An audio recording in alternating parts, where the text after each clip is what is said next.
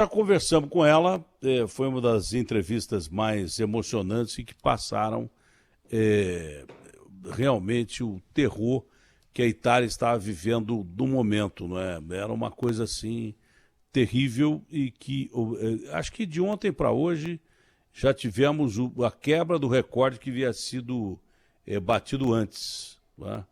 Eh, Haviam morrido, pelo menos antes do jogo que eu fiz, foi sábado, nós tivemos 10 mil mortos, mais de 10 mil casos, aliás, mais de 10 mil casos na Itália. De anteontem para ontem, 11 mil casos. E a Cláudia está aqui com a gente recebe a Cláudia com o maior prazer. A Cláudia mora há muito tempo na Itália e ela foi uma dessas heroínas que, como enfermeira, todas trabalharam aí com corpo clínico, médicos e tal, dessa pandemia que atingiu a região de Milão, principalmente na Itália, levando tantas vidas, né? E agora parece que está chegando no sul da Itália. Lugares que não foram afetados estão sendo atingidos e a situação começa a ficar grave, não só na Itália, mas no mundo inteiro, né? Mas, Cláudio, eu gostaria que você, que teve um relato tão pessoal e tão emotivo, porque é difícil você falar dessa crise a não ser por estatística, por número de mortes, número de internados, ou então sob o ponto de vista científico, vai ter vacina, não vai ter vacina, mas você deu uma entrevista tão importante que você falava da sua experiência pessoal atendendo diretamente a quem estava atingido pela Covid. Você foi uma das primeiras pessoas a dizer a velocidade do vírus em que a pessoa chegava contaminada. Hoje é um pouco diferente, porque já estão conseguindo alguns remédios, né, que não curam a doença, mas que diminuem o efeito da doença, e principalmente não causa a morte. Já tem anticoagulantes, já tem corticoides, para você aliviar a vida do paciente, para que ele não chegue e não morra rapidamente. Mas naquela época que não se conhecia a doença, que se estava diante de um inimigo diferente, as pessoas morriam rapidamente. Você chegou a dizer isso até entre lágrimas. Cláudio, eu espero que você esteja bem, espero que a sua família esteja bem. Você ficou durante muito tempo afastada da sua família aí na Itália. Deve ser muito difícil você estar num país que não é o seu país e ainda não podendo conviver com a sua família. Você pode me passar, Cláudia, qual é a situação nesse momento da Itália? Porque a Europa, a gente sabe que está fechando tudo, que está determinando lockdown, e o Reino Unido parece que vai decretar, Madrid decretou lockdown, estado de emergência e toque de recolher na França. Mas na Itália os casos estão crescendo assustadoramente. Bom dia aí já, boa tarde, mas é um prazer tê-la de novo aqui, Cláudia.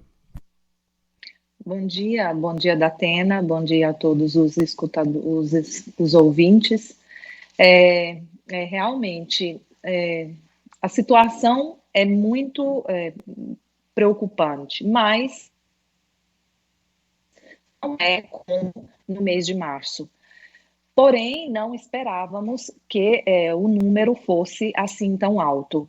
Ontem foram 11.705 novos casos, são 8% das pessoas testadas. Fizeram ontem 146 mil e alguma coisa de exames, e desses 8% positivos. O número das terapias intensivas são em aumento exponencial.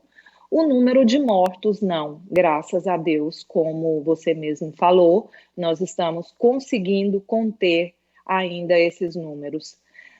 Por enquanto, o governo está tentando fazer de tudo para evitar o lockdown. Ontem à noite assinou uma medida provisória com restrições muito importantes, que tem gente que é a favor, tem quem é contra. Porém, eu acho que seja necessária. Os bares vão ter tem horas para fechar, tem um toque de recolher a partir de ontem, as praças, os lugares públicos têm que ficar vazios, os restaurantes e os bares podem ficar abertos até meia-noite, só que todas as pessoas têm que estar sentadas.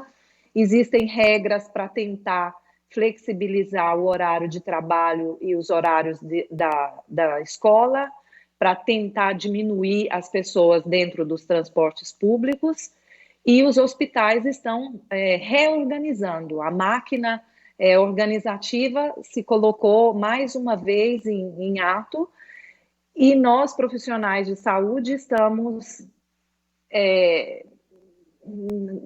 não acho uma palavra em português certa, cansados, com as forças chegando no limite, porque nós não esperávamos que voltasse assim tão rápido.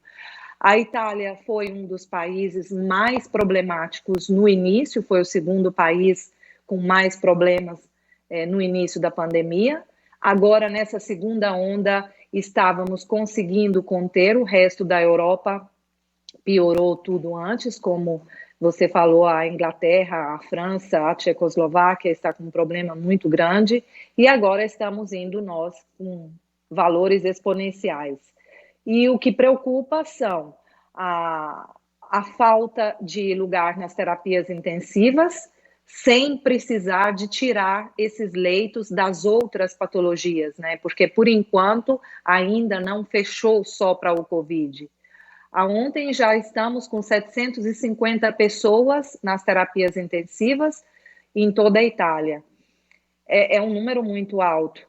Por enquanto, estamos conseguindo resolver este problema, mas estamos organizando para poder aumentar sem precisar de tirar os lugares, os leitos dos outros problemas.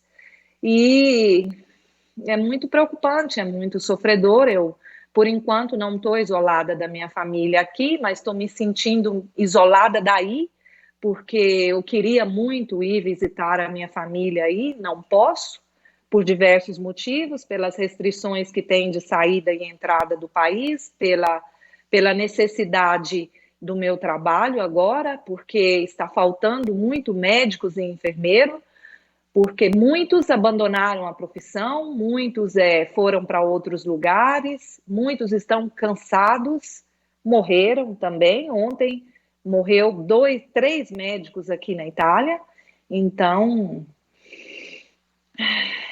tudo pela falta de consciência, talvez, de todos nós. É um vírus que hoje nós podemos dizer que conhecemos. Quero até deixar uma mensagem muito importante, porque agora aí a curva vai descer, como foi aqui no início do verão. Mas se não aparecer uma terapia que resolve, resolutiva, e a vacina daqui até na próxima primavera daí, significa que aí também vai voltar a subir. E se evita com precauções higiênicas e o uso da máscara. As pessoas precisam de se conscientizar de que o vírus existe, de que ele está presente, de que ele não foi extinto e que a forma melhor de resolver, de combater ele, é usar a máscara. Como aprendemos que para evitar a AIDS se usava o preservativo, para evitar o coronavírus se usa a máscara e se lava constantemente as mãos. São práticas simples, mas que muita gente minimiza, pensa que é muito pouco, talvez por ser tão simples, não dá a importância que é. A própria OMS já emitiu um comunicado se dizendo contra a lockdown, porque a economia do mundo está quebrada. Ninguém aguenta mais. E fora isso, já se reconhece uma patologia dentro da patologia, que essa patologia é uma patologia psicológica. Tem muita gente que não consegue ficar mais dentro de casa. As pessoas não estão aceitando. Em todos os países que se decretou lockdown no começo da doença, até pelo medo, todo mundo aceitou, tacitamente, toque de recolher, quarentena e tal. Agora, da Europa, a discussão é séria. Quando o cara quer decretar lockdown, ele enfrenta uma séria discussão de que bares não querem fechar, restaurantes não querem fechar, os caras não querem ficar confinados mais, querem sair às ruas, porque diz que o contato ainda ao ar livre não significa a maior fórmula de contaminação, a maior forma de contaminação. Enfim, ninguém no mundo aceita mais, porque ficou muito tempo preso, ficar preso dentro de casa. Isso é um reconhecimento até da agência reguladora, que é a Organização Mundial de Saúde. Mas você falou o que é fundamental. Acho que as pessoas têm que ter a consciência de que tem que lavar as mãos, manter o distanciamento e usar máscara. No Brasil, ninguém vai ficar confinado mais. Isso é uma bobagem dizer, não ficou. Ficou durante um determinado tempo, mas a maioria das pessoas de periferia, até para poder comer, se arriscaram a morrer para levar comida para dentro de casa. Não houve quarentena, coisa nenhuma no Brasil. Aqui dizia-se que respeitou-se a quarentena em São Paulo. Mentira, não respeitou quarentena coisa nenhuma, ninguém respeitou, porque a maioria das pessoas mora em comunidade, não dá para fazer quarentena dentro de casa com um cômodo, 8 pessoas morando. E se o cara não sair para trazer comida para casa, não sobrevive. Então as pessoas não ficaram presas aqui e nem vão ficar. Então, respeitar essas regras de ouro que você falou, eu acho que é o fundamental. Mantenha a máscara, respeite o distanciamento no mínimo 1,5 m e lave as mãos toda hora que você puder. Use álcool gel toda hora que você puder. Não vai dar mais para você controlar a doença confinar as pessoas. Os governos europeus ainda estão insistindo. Repito, tem toque de recolher na França de 9 às 6 da manhã, 9 da noite às 6 da manhã. Ninguém anda, a não ser que tenha permissão e que precise disso. Estado de emergência em Portugal, que foi tão bem no controle da primeira onda, agora está vivendo o estado de emergência, que é um estado antes do estado de exceção, que o cara bota exército na rua e se o cara não voltar para cá, leva tiro. Esse é o estado de exceção, está quase nisso. E os países estão enfrentando uma outra crise que é essa que você falou, que nós estamos vivendo aqui ainda, porque a gente diz que acabou a pandemia, mas com 800 mortes por dia, 700 e poucas mortes por dia, você não pode dizer que a pandemia acabou. Com o número de casos chegando a milhões, você não pode dizer que a pandemia acabou. Se você é o segundo país do mundo em número de mortos, você não pode dizer que a pandemia acabou. A Índia vem aí, passa a gente, mas mesmo assim o quarto colocado vai demorar a chegar no Brasil, se chegar. Mesmo porque aqui os casos continuam aparecendo todo dia. Então a gente está longe de acabar com a pandemia. Podemos estar no tal de platô, mas estamos longe de acabar com a pandemia, mas ninguém vai voltar para dentro de casa mais. Então eu sugiro que siga essas regras de ouro. Agora, você citou um detalhe importante. O que afetou muito o combate à doença é que ninguém sabia como usar, pelo menos, remédios paliativos, o que diminuiu muito o número de mortos que hoje entra no hospital. As pessoas que entram no hospital morrem menos, mesmo aqui no Brasil, do que em qualquer outro lugar. Existe um coquetel de remédios que se aplica para não deixar o cara nem chegar à UTI.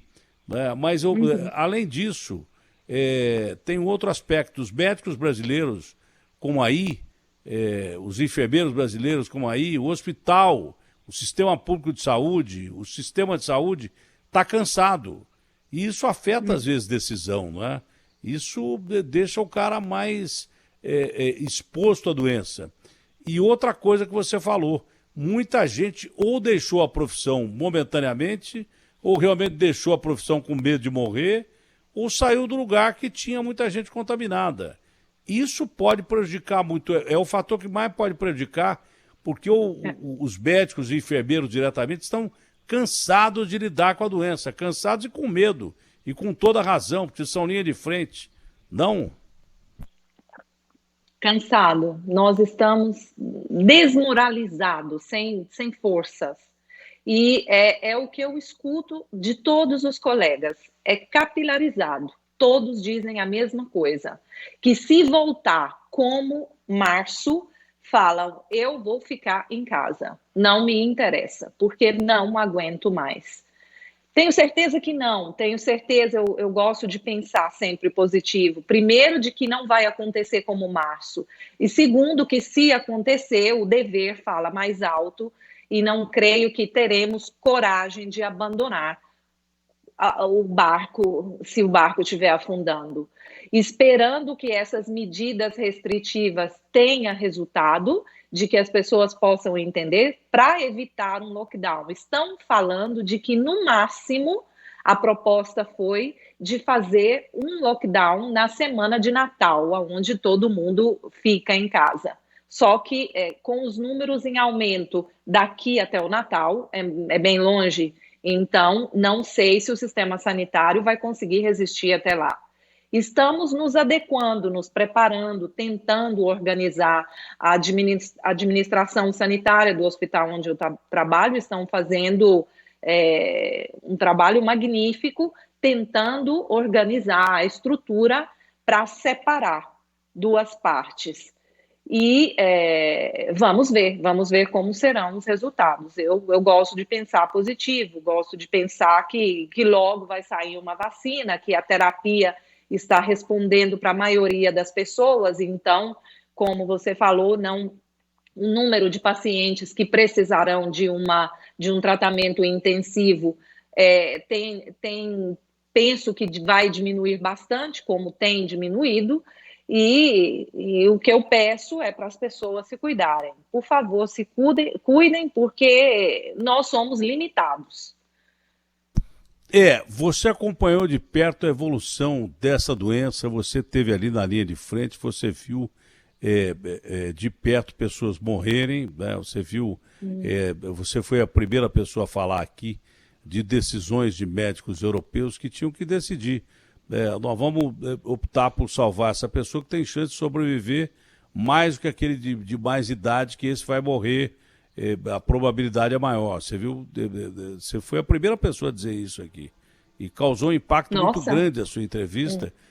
Porque as pessoas começaram como você, a chorar. Porque você disse que os médicos choravam quando tinham que tomar essa decisão. Mas foi a primeira pessoa a dizer. Aqui no Brasil, acho que tinha visto esse tipo de decisão in loco. Olha, vamos optar por aquele paciente que tem mais chance de sobreviver, não é? Agora, você que sentiu de perto a doença, quais foram os sintomas que mais chamaram a atenção e que caracterizam que é realmente coronavírus, diferente de uma gripe? E a gente deu sorte de pegar um verão bem quente aqui. Se bem que aí você destacou uma outra coisa importante. Você foi a primeira pessoa a dizer que esse vírus resistia bem ao clima, né? Depois descobriu-se que ele se adapta ao clima mais quente. E que você fez uma comparação, você falou, olha, não está tão frio aqui, está entre 10 e 15 graus, que é mais ou menos o que vocês vão enfrentar no inverno aí. Mas agora vem o inverno europeu, né? O inverno europeu, você pegar uma segunda onda no inverno europeu, esses casos aumentando do jeito que estão aumentando, e as pessoas se recusarem a lockdown ou a ficar dentro de casa, pode ser mais grave a segunda onda aí na Europa do que aqui. Mas uma pergunta importante de fazer, porque o povão que está ouvindo aqui, ele fica sem saber o que fazer e não discute-se, por exemplo, casos pontuais e que são fundamentais para a pessoa identificar quando ela deve procurar o sistema de saúde para saber se está com coronavírus. Dentre os casos todos que você viu, e foram milhares, não é? Quais são os sintomas principais que você observou que realmente era caso de coronavírus? Ok. Ótima pergunta, que assim as pessoas esclarecem um pouco. Primeiro, se você teve contato com alguém e depois você descobriu que ele está positivo ao coronavírus, a partir desse dia, primeira coisa, não se desespera. A segunda, cria um diário de temperatura. Controla diariamente por 2 vezes ao dia, de manhã e à noite, a temperatura, se está com febre, porque um dos primeiros sintomas é a febre. Depois é uma tosse seca, você perde o olfato e o paladar, dá uma dor no peito porque você está tossindo muito, e isso é um sinal de que está já com o início de pneumonia. Aí esse é um momento, e obviamente, se você teve um contato com uma pessoa, você tenha uma maior precaução versus as pessoas que estão perto de você. Você usa a máscara, você toma muito cuidado com a higiene, com o que toca, faça esse diário. Se aparece febre, tosse e perdeu o olfato e o paladar, é hora de você procurar um profissional de saúde. Não se automedica. Máximo você abaixa a temperatura com o remédio que você é acostumado, mas procura um profissional de saúde, porque ele é a pessoa que pode te dar o conselho melhor. Olha, Cláudia, foi um prazer mais uma vez conversar com você. Espero que todos da sua família estejam bem é, Sim, aqui no Goiás, né? sim. E espero que você tenha a oportunidade de voltar o mais rápido possível para o Brasil para rever os seus familiares. Foi um prazer enorme falar contigo e eu espero que essa tal segunda onda não seja tão grave aí na Europa e que você e os seus familiares e todos, né, estejam protegidos desse inimigo que a gente pensou seria mais fácil de ser combatido, mas está longe ainda da gente derrotar esse inimigo, porque mesmo com a vacina, a gente pode ter uma vacina segura, como é a tal de Coronavac aqui no Brasil, mas a gente não sabe da eficácia da vacina, né? Quer dizer que mesmo depois que a gente tomar a vacina, que houver a vacinação, nós vamos ter que esperar pelo menos de 6 meses a quase um ano para saber se deu certo O ou não a resultado. tal vacina. Não é? Cláudia, muito obrigado, fica com Deus, foi um prazer falar contigo. Obrigada a vocês. O prazer foi meu. Obrigada. Tchau, Cláudia.